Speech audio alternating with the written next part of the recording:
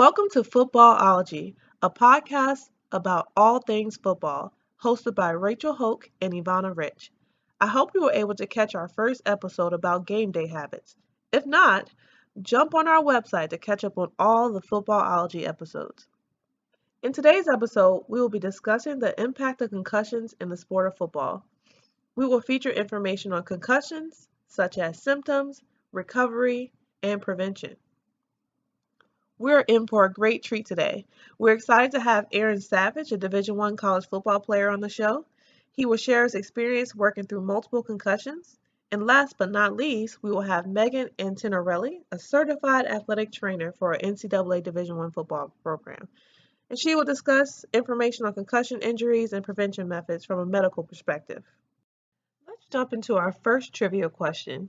In the U.S., athletes suffer from roughly how many concussions each year? Is it A, 100,000, B, 250,000, C, 300,000, or D, 500,000? Stay tuned, the answer will be revealed later in the episode.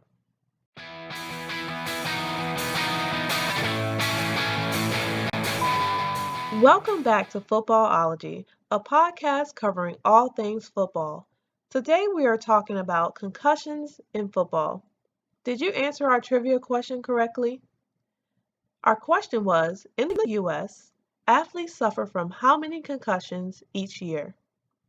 The correct answer was C, 300,000. But what exactly is a concussion? A concussion is a type of traumatic brain injury or TBI caused by a bump, blow, or jolt to the head or by a hit to the body that causes your head and brain to move rapidly back and forth.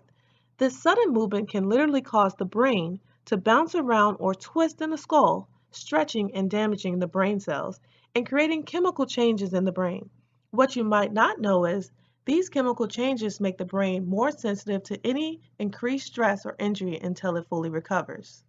Signs and symptoms of concussions include headache, nausea, fatigue, confusion or memory problems, sleep disturbances, or mood changes. Symptoms are typically noticed right after the injury, but some might not be recognized until days or weeks later. Nearly 3.8 million concussions occur in the United States each year. Concussions in the sport of football account for approximately 60% of all concussions. Additionally, in football, brain injuries account for 65 to 95% of all fatalities. How do concussions impact football athletes? According to experts, an athlete who sustains a concussion is 4 to 6 times more likely to sustain a second concussion. Additionally, 80% of all athletes who sustain a concussion will experience some type of concussion-related headache pain, such as post-traumatic migraine.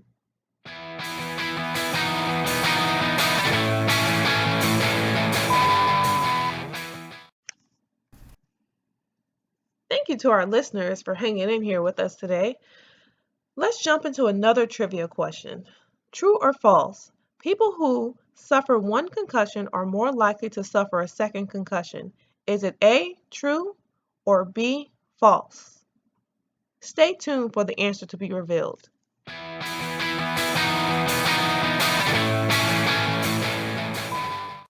Welcome back to Footballology, a podcast about all things football. Today, we are discussing the prevalence of concussions in football. First, I'm going to reveal the answer to our latest trivia question. The question was, true or false, people who suffer one concussion are more likely to suffer a second concussion. The correct answer is A, true. Did you answer the question correctly? I'm going to introduce our guest for today. Mr. Aaron Savage is joining us. He is a Division I NCAA football student athlete. Aaron, welcome to the show. Appreciate it. So, Aaron, tell us a little bit about you and your football experience. I mean, Aaron is Savage. I'm playing football since I was like 5. Fell in love with the game. I'm still here, still balling. Okay, so you've been playing since you were 5 years old. And since we're talking about concussions, when did you suffer your first concussion? 11th grade year. 11th grade? High school. Okay. And can you just tell me a little bit about your experience? What caused the concussion? It was a helmet-to-helmet contact. You know, I kind of got dazed a little bit. Okay. Did you fall down? Did you lose No, consciousness? I didn't fall down. Okay. Well, so following your concussions, I'm assuming you sought medical attention. Your athletic trainer assisted you. Yeah. Okay. And did you have to go to the doctor? I did go to the doctor. Okay. Okay. And you were diagnosed with a concussion. Yes. All right. All right. Well, tell me a little bit about the symptoms. Like, what happened following that initial contact? I became very sensitive to light. I was real sleepy, kind of irritable. You know, things of that nature. Just, you know, not myself. Not yourself? Yeah. Okay. Did you find it affected you in your day-to-day, with your schoolwork? It was harder to stay focused, harder to like remember stuff. And, yeah. Right. Those are definitely symptoms of a concussion. So you experienced the full realm of symptoms with your concussion. Indeed. Okay. Now, I think we mentioned this earlier, but was that your first and only concussion, or did you suffer another concussion? That was my only one that was documented. I don't know. Okay. But do you feel like you suffered another concussion after that one? Perhaps, but Perhaps. yeah, Similar situation? yeah, similar circumstances. Okay. And you had similar symptoms and everything? Yeah. Okay. Okay. Now, how long did it take you to recover when you suffered your concussion? It took me probably maybe about 2 to 3 weeks to fully recover from everything. I mean, I would still feel like little stuff here and there, but I think at around 3 weeks, I was feeling like kind of normal, and back to myself again. Okay. Now, did your concussion or the experience of the concussion, did it cause you to have any like fear when you returned to the field? No. You're still fearless, Yeah. like it never happened? Yeah. Yeah. That's great. So thinking about concussions and thinking about what you know about concussions, I'm sure you saw the film about concussions. Yeah. Did With you? the Will Smith movie? Yes. Yeah, I saw that. So, you know, as a football player, it doesn't bother you that you're at risk or at a higher risk of, you know, encountering a concussion during your playing time? I mean, not really. That's something that you kind of sign up for when you playing a game. I mean, when you love something, you know, you take risks. So, it's a chance that I could get another concussion. It's a chance that I could die, but, you know, still keep playing ball. Okay, so it's for the love of the game. All right, well, since you've recovered, you're still doing well athletically, what advice would you give to other football players that are either coming up or, you know, in the helmet, in the pads right now? Like, what advice would you give them to protect themselves when it comes to concussions? I would just say practice good technique. That's probably the biggest thing. I mean, practicing good technique because you not put yourself in weird situations to the point where though you hurting yourself or hurting somebody else. So, say just practicing good technique. Be the hammer, not the nail. Be the hammer, not the nail. That's good. My last question would be, you know, with regards to concussions, a lot of players may not want to let someone know when they're having a concussion or feel like they have suffered a concussion due to fear of not being able to play and so forth. You know, what advice would you give to those players, you know, if they suffer a concussion? Like, I would say it's always going to benefit you to tell somebody because you only get one brain. And football is, I mean, we love football, but thinking long term, like after football, like you're not going to play football your entire life. And so you just got to take care of yourself and know that you're going to have a life after sports. And so it's always going to be better to tell somebody and, you know, get help and get treated while you can, because if it's too late, then you don't want to be dealing with like long lasting, like, you know, damages to your head and stuff. So that probably would be the biggest thing I would say. that's good. Well, thank you. Well, I want to thank you for taking the time to join us on Footballology. Stay tuned for the next episode. We're going to jump into another trivia question, and then we will feature our next guest. Thank you, Aaron, so much. Let's jump into our last trivia question. Which of the following is not a symptom of a concussion?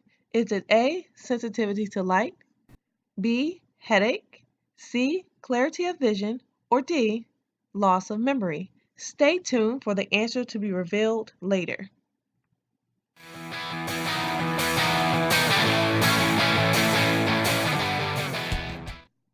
Welcome back to Footballology, a podcast about all things football. Now it's time to reveal the answer to our last trivia question. The question was, which of the following is not a symptom of a concussion? Is it A, sensitivity to light, B, headache, C, clarity of vision, or D, loss of memory? The correct answer is C, clarity of vision. Did you get the answer correct? Welcome back to Footballology. We have a special guest today, Megan Antonarelli. Megan, why don't you tell us a little bit about yourself and your experience? Goodness, I'm the Director of Sports Medicine at Norfolk State University. I've been an athletic trainer for 18 years. Been in practice 18 years. I have a master's degree in sports medicine from Old Dominion University. My undergrad is in human performance and fitness from University of Massachusetts at Boston. And yes, in regards to concussions today, I think I see probably about 10 a year. So I've about 10 a year. Wow, minimum actually. That's a lot. Yeah. Now, do you feel like that number has increased or decreased? It's not that the number of concussions has increased. It's more of a situation where now that there's better research and better knowledge, and student athletes are better informed, and coaches are better informed, we're getting them reported more often. Okay. And it just depends on really, before we had a lot of regulation, how what your team physicians were like, what your physician's philosophy was on concussion. Whereas now now that we know more, we do better. So, Good. What do you usually see in regards to like symptoms of concussions? Symptoms of concussion can range anywhere from between just a low headache to decreased appetite, to personality deficits, to decreased ability for memory, decreased cognition. So you're having a person having a hard time to concentrate in class and remember what they've been taught. Hard time looking at things that are moving in front of them. Sometimes it's irritability, of course unconsciousness, but that's not always the marker. People used to think, he didn't get knocked out, so he doesn't have a concussion, whereas really that's just one symptom, and it doesn't even speak to severity of concussion. And you can have someone who has effects for just a few weeks all the way up to lifelong problems after a concussion, depending on just how their brain handles it. So. Okay, and that kind of leads to my next question about the recovery time. So Yeah. Do you find that recovery time varies? It does. Usually, if a person's only had one concussion, a first concussion usually is going to be shorter. The more concussions someone gets, after 2, 3, they'll get them easier and their symptoms will last longer. Okay. But it can be anywhere between a few days to a few months to ongoing. I mean, usually once you get into about three weeks post concussion, post event, after that they call that post concussion syndrome. Okay. Where you're still seeing these effects, and they can run the gamut of all the different symptoms that we're even really talking about. But it just depends. There's therapies for all of them, but it just is. It's tough because you don't have any really. I can't say to someone, "Hey, you'll be fine in a week." I can't say that. Right. Kind of based on the individual. Mm-hmm. Very much so. Very interesting. Mm-hmm. So you work in college athletics. Yes. Now, are there regulations or policies that you guys have in place? We do. We have. Our concussion policy is if you follow the NCAA, realistically, we are required to have almost all the same policies across the country. And they're based on not being able to return to play, even if you're suspecting a concussion for that day, to every single day that we're going to be taking evaluation of this person, to a 5-day progression when they get better. There's also return to learn issues that go along with that, because of course it's not just an issue of the playing field, it's an issue of how they're going to do the classroom. So there's a whole bunch of things that go into it, but yes, our policy is pretty much the same as everyone's at this point. But ours has been in place for upwards of about 8 years. We were lucky to have a concussion specialist working with us before the NCAA required us to have one. Okay. So, we've been a little bit ahead of it for a while. So, but yes, there's a concussion policy that is always available on our website, and it evolves. It evolves at this point really based on what the NCAA tells us to, because it's not changing much. Okay. It's pretty conservative. Okay. So. Now, would you say that there are any preventative methods or mechanisms? Really, when you're looking at prevention of concussion, it's really changing. it's changing how we practice in sport, and and how we play in sport, and trying to teach proper tackling techniques when it comes to football, trying to pay attention to fatigue and sleep, so the things that fold into someone's life outside of it, because a person who is fatigued is always going to have a higher risk of injury to begin with, and that includes head injury. So you're really just talking about the reduced risk of injury in general. When you're talking about head injury, yes, there's people will say, okay, neck exercises to decrease so you can have decreased acceleration, and when you have movement, the research is out on that. So Okay. that kind of thing. But no, but people say, oh, these helmets or things like that. A helmet's really not going to do much but protect you against basically a closed head injury where you have someone who's got bleeding on the brain, things like that. Those are not different things. Concussions swish around in the brain. A helmet does nothing for that. So, Okay. Yeah. Okay. Yeah. My last question Yes. would be, what type of advice or last words would you give a student athlete, maybe experiencing a concussion, or how they should deal with concussions? Yep. The biggest, I've had 3, so I actually even speak from experience of having concussions. But the thing with concussion is it's different for different people. So comparing yourself to someone else and how they felt, it can be stressful. A lot of times, one of the things you'll see when you say, okay, we have someone who has a concussion, we have personality issues with that. Sometimes that can be sadness, irritability, things like that. And one of the biggest things is just kind of take a deep breath and recognize that just like any other injury, the brain has to heal. But it's frustrating because you can't see it. There's not always pain associated with it. It just depends on how they feel. There's a whole bunch of things, and they want to get better, but they have to give it the time to get better. And that's kind of the biggest thing for concussion, because that stress is not helping them to get better. It's all coming from the same brain. So that's really my advice to anybody who's ever had one and is having one, just to give your brain the time to heal, treat yourself properly, be honest about your symptoms with your athletic trainer or your practitioner, whoever you're dealing with it with, and make sure you're reporting, and just get better. Good. Well, Megan, thank you so much for your time. Thank you for tuning into the Footballology podcast. We'd like to extend a special thank you to our guests, Aaron Savage and Megan Antonarelli. Don't forget to tune into our next episode and subscribe to our podcast by clicking the subscribe now button.